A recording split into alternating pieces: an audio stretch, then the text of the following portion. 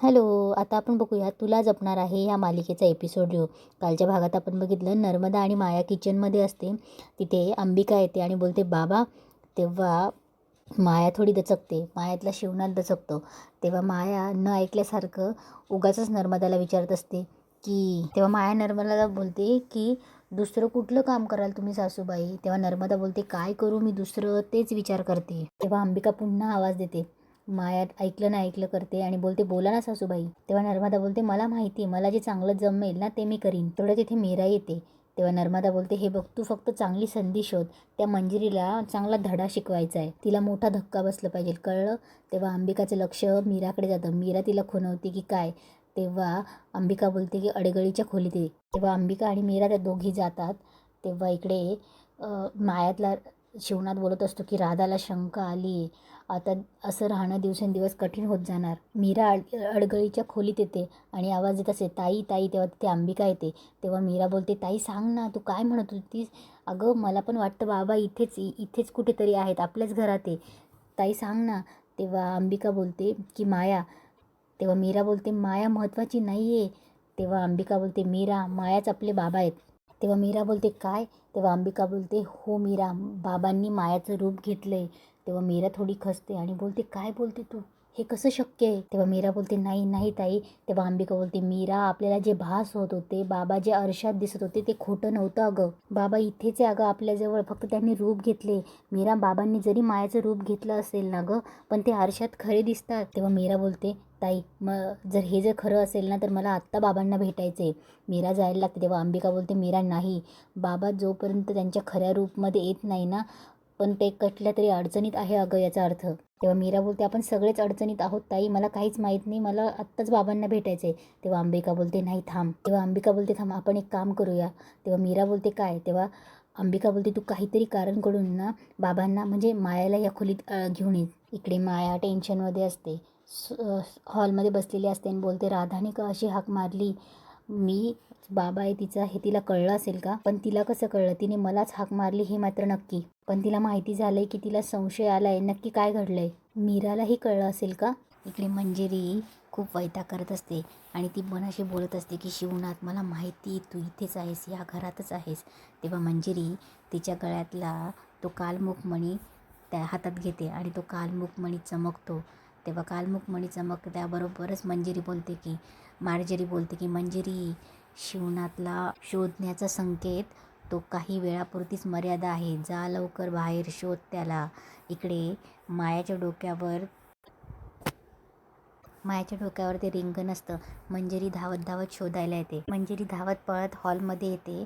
तोपर्यंत मायाच्या डोक्यावरचा तो असणारा संकेत गायब झालेला असतो. तेव्हा मंजिरी बोलते कुठे कुठे खड्याने दिलेला संकेत कुठे. तेव्हा मंजिरी पुन्हा तो खडा हातात घेते आणि बघत असते की तो ॲक्टिव्ह होतो की नाही. तेव्हा मायाचं लक्ष तिच्याकडे जातं. तेव्हा शिवनाथ बोलत असतो की ही काय करते कुठली शक्ती आजमावते मला जपून राहायला पाहिजे. तेव्हा मंजिरी बोलत असते काय होतंय खडा चमकत का नाही. तेव्हा मार्जरी बोलते हा संकेत फक्त दिवसातून एकदाच. तेवढ्यात अंबिका आणि मीरा येते. मीराच्या हातात कप बशी असते. ती चहा घेऊन येते आणि मोठ्या तोरात मायासमोरच्या खुर्चीवर जाऊन बसते आणि मायाकडे बघत चहा पिणार असते. तेव्हा अंबिका मीराला खुणवते. तेव्हा मीरा चहा ओतायला जाते कपबशीत आणि मुद्दामच हातावर चहा सांडून घेते आणि ते नोटीस करत असतात. माया पटकन धावत येते. मीरा अगं मीरा लागलं आहे का भाजलं का दुखतं आहे का. तेव्हा त्यावर ती फुंकर घालत असते. तेव्हा मीरा तिच्याकडे शंकेने बघत असते. अंबिकालाही वेगळंच वाटत असतं. तेव्हा इकडे मंजिरी मागे बघून बघत असते आणि बोलत असते की बापरे दिवसेंदिवस या मायाची नाटकं वाढतच चालली आहे. तेव्हा मंजिरी मनात बोलत असते मीराचा सूड घ्यायचा म्हणून जर मायाने मीराला मारून टाकलं तर माझं सगळं संपेल. तेव्हा मंजिरी स्वतःची समजूत काढते नाही अजून तरी माया असं काही करणार नाही. जाऊ दे मला आधीच शिवनाथला शोधणं महत्त्वाचं आहे. तेव्हा मंजिरी बोलते की जाऊ दे म्हणून ती तिथून चालली जाते. तेव्हा इकडे अंबिका मीराला बोलते मीरा विचार तिला. तेव्हा मीरा तिच्या हातातनं हात बाजूला खेचते आणि बोलते माया तुझ्या विरोधात माझ्याकडे पुरावे आहेत. तेव्हा माया बोलते पुरावे कसले. तेव्हा मीरा बोलते एकदा बघून घे तुझ्याच फायद्याचे. तेव्हा माया बोलते नाही नको. तेव्हा माया बोलते मला कुठलेच पुरावे बघायचे नाही आहे. तेव्हा अंबिका मीराकडे बघून स्माईल करते.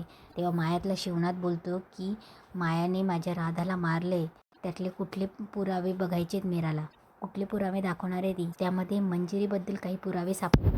तेव्हा माया बोलते ठीक आहे. मीरा लगेच अंबिकाकडे बघते. मीरा मायाला अडगळीच्या खोलीत घेऊन येते. तेव्हा माया बोलते की आपण इथे का आलो आहे. तेव्हा मीरा बोलते माया मी तुझा जीव घेणार नाही आहे, तुला पुरावे बघायचे आहेत ना. तेव्हा मीरा मनात बोलते ताईने सांगितलं खरं निघालं तर, खरंच बाबा इथे असले तर. तेव्हा माया खाली पडलेला झाडू उचलायला जाते. तेव्हा तिथे अंबिका येते. अंबिका आणि मीरा पटकन त्यांनी लपवलेले जे आरसे असतात ते पटकन कर्टन बाजूला करतात. कर्टन बाजूला करताच मायाचं रूप आरशामध्ये शिवनाथ दिसत असतं. तेव्हा मीरा एकदम शॉक होते, अंबिकाही शॉक होते.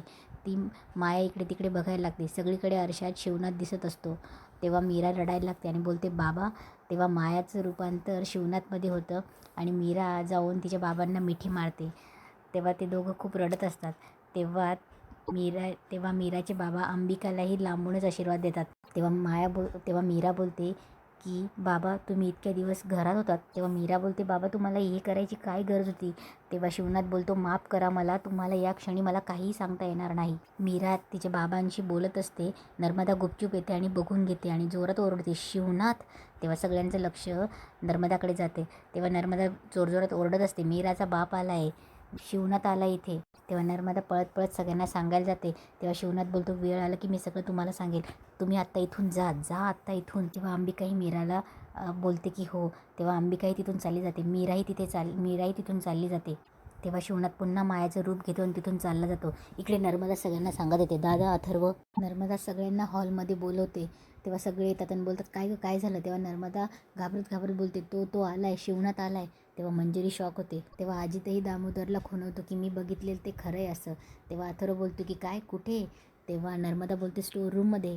तेव्हा सगळे बोलतात काय. तेव्हा नर्मदा बोलते की हो मी स्वतः बघितले, तो स्टोर रूममध्ये मीरासोबत होता. तेवढं तिथे अंबिका येते. मीरा आणि माया येते. तेव्हा नर्मदा बोलते हिला विचारा.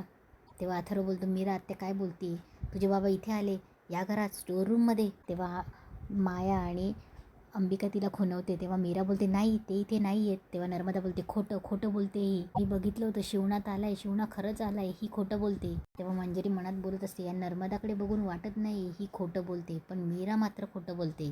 तेव्हा मंजिरी बोलते आता खरं खोटं काय आहे ते करावं लागेल ना. तेव्हा दामोदर बोलतो करावं नाही, करा खरं खोटं कराच. तेव्हा अनन्या बोलते आत्ता तुला भास नाही झाला ना. तेव्हा नर्मदा बोलते भास मला कशाला होईल भास. तेव्हा अथर्व चिडून बोलतो मीरा तुला मी शेवटचं विचारतोय, तुझे बाबा आलेत का इथे. तेव्हा मीरा बोलते मी खरंच सांगते कोणीच नाहीये. तेव्हा मंजिरी बोलते म्हणजे मग नर्मदा खोटं बोलते का. तेव्हा नर्मदा बोलते मी का खोटं बोलू. तेव्हा नर्मदा बोलते म्हणजे तुम्हाला सगळ्यांना असं वाटते की मी खोटं बोलते, दादा तुला पण असं वाटतंय. तेव्हा दादासाहेब बोलतात की नर्मदा एक मिनिट, कोणीही तुझ्यावर आरोप करत नाहीये, फक्त शंका घेत आहेत. आणि अनन्या म्हणते तसंच खरंच तुला भास झाला असेल तर.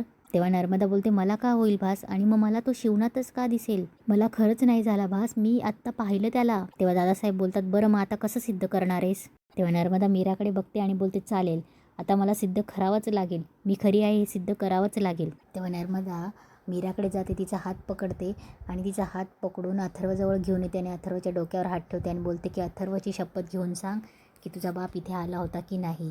तेव्हा मायाला इकडे काहीच कळत नसतं. शिवनाथ बोलत असतो की मीरा कधीच अथर्वची शपथ खोटी घेणार नाही. तेव्हा मीराला काही कळत नसतं. मीरा पटकन अथर्वच्या डोक्यावरून हात काढते. तेव्हा नर्मदा बोलते बोल मीरा, अथर्वच्या डोक्यावर हात ठेवला होतास तू आणि खोटी शपथ घेतल्यावर काय होतं माहिती आहे ना तुला. तेव्हा मीराला काही कळत नसतं. मीरा बोलते हो बाबा माझ्यासोबत होते.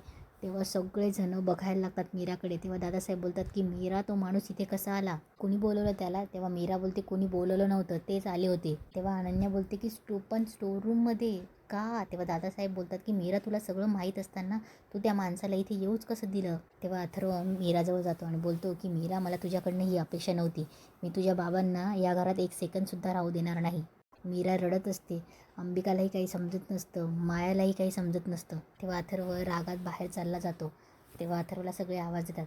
तेव्हा मंजिरी मनात बोलत असते तो शिवनाथ माझ्या घरात माझ्याच इथे मीराला भेटलासुद्धा, कसं शक्य आहे हे. मीरा आणि माया एकमेकींकडे बघतात आणि तिथेच आजचा एपिसोड संपतो.